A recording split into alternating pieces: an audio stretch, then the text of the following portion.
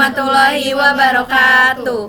Kami dari kelompok 6 ingin mempresentasikan manajemen strategik yang berjudul Perumusan dan Evaluasi Strategi PT Mayora Indah. Perkenalkan, nama saya Azhara Zafazira. Nama saya Nazwa Maulidah.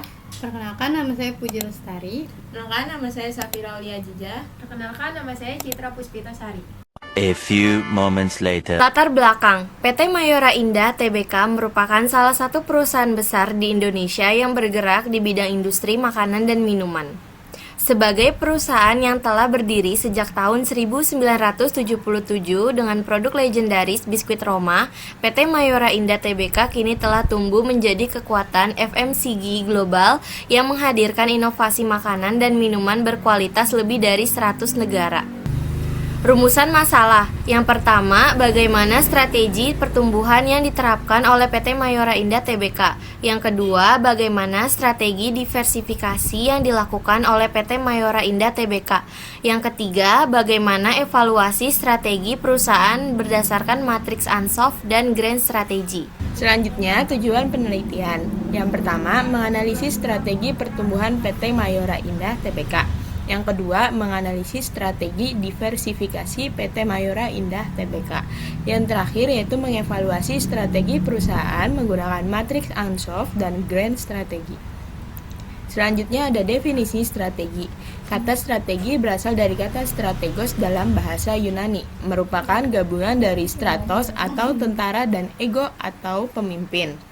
Menurut Chandler, strategi adalah alat pencapaian target jangka panjang organisasi melalui tindakan terarah dan prioritas alokasi sumber daya. Sedangkan menurut Hamel dan Prahalat, strategi berfokus secara inkremental berdasarkan ekspektasi pelanggan masa depan. Oke, selanjutnya ada tahapan perumusan strategi. Yang pertama input stage, yaitu pengumpulan informasi dasar melalui audit internal dan eksternal menggunakan matriks EFE dan IFE. Kedua, matching stage, yaitu penyelesaian kekuatan atau kelemahan internal dengan peluang atau ancaman eksternal. Contohnya SWOT, IE dan Grand Strategy. Yang terakhir ada decision stage, yaitu pemilihan strategi terbaik dari alternatif yang layak melalui matriks penentuan keputusan QSPM. Selanjutnya ada Ansoff Matrix, yaitu strategi pertumbuhan. Konsep Igor Ansoff merupakan kerangka kerja strategis yang digunakan untuk mengidentifikasi dan merancang arah pertumbuhan bisnis perusahaan. Analisis ini berfokus pada dinamika relasi antara produk lama vs baru dengan pasar sasaran lama vs baru untuk menyusun strategi penetrasi, pengembangan pasar, pengembangan produk, atau diversifikasi. Selanjutnya yaitu analisis Grand Strategy.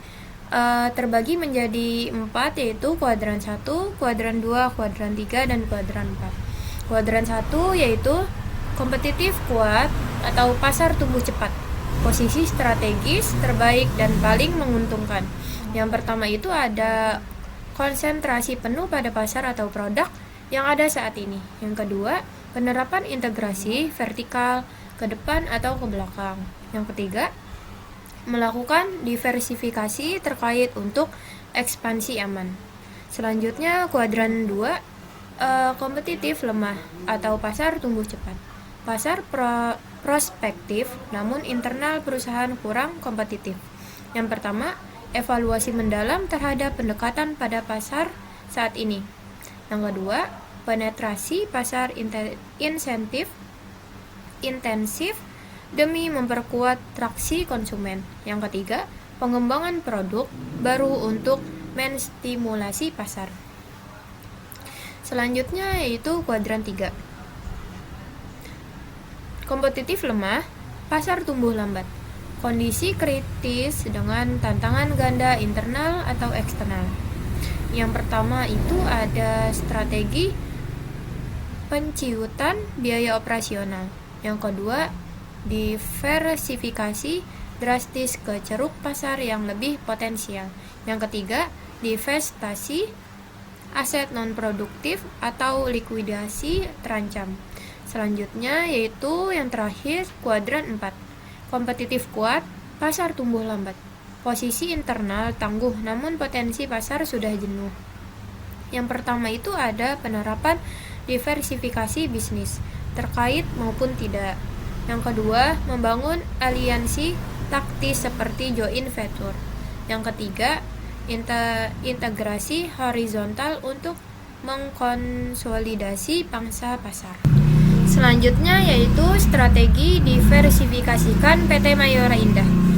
PT Mayora Indah Tbk menerapkan strategi penetrasi pasar dengan memperkuat penjualan produk unggulan yang sudah dikenal luas oleh masyarakat.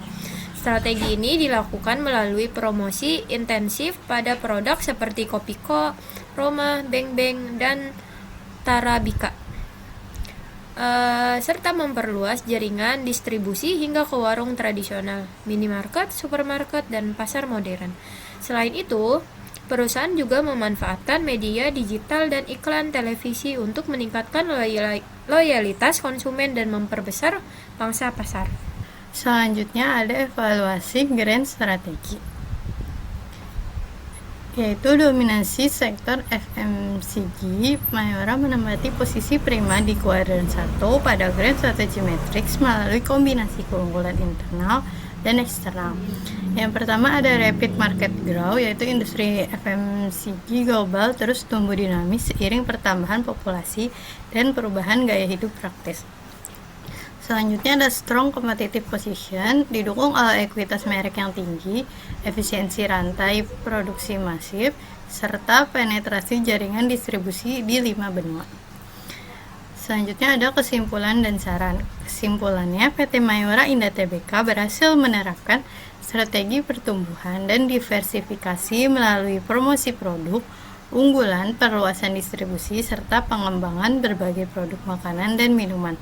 Berdasarkan Grand Strategy Matrix, PT Mayora berada pada kuadran 1 dengan pertumbuhan pasar cepat dan posisi kompetitif yang kuat. Saran untuk PT Mayora Indah Tbk disarankan untuk terus meningkatkan digitalisasi distribusi, mengembangkan produk sehat, memperluas pasar internasional, serta menjaga kualitas produk dan efisiensi biaya agar tetap unggul di industri FMCG. Sekian, terima kasih. Al Yaure.